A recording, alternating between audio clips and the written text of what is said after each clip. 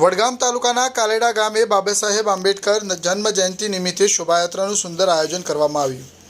આજરોજ વડગામ તાલુકાના કાલેડા રોહિત સમાજ દ્વારા બાબાસાહેબ આંબેડકરની 134મી જન્મ જયંતિ નિમિત્તે ધૂમધામથી સુંદર ઉજવણી કરવામાં આવી હતી. જો વાત કરવામાં આવે તો દેશના બંધારણના ઘડવૈયા બાબાસાહેબ આંબેડકરની 134મી જન્મ જયંતિ નિમિત્તે રોહિત સમાજ કાલેડા દ્વારા કાલેડા ગામથી મુક્તેશ્વર રોહિત સમાજવાડી સુધી બાઇક રેલી કાઢી ઉજવણી કરવામાં આવી હતી, જેમાં મુસ્લિમ અને હિન્દુ સમાજના બહોળી સંખ્યામાં યુવાનો, બહેનો અને સામાજિક આગેવાનો પણ જોડાયા હતા. રોહિત સમાજવાડી મુક્તેશ્વર ખાતે આવેલ બાબાસાહેબ આંબેડકરના પ્રતિમાને ફૂલહાર કરી બાબા સાહેબને યાદ કરવામાં આવ્યા હતા.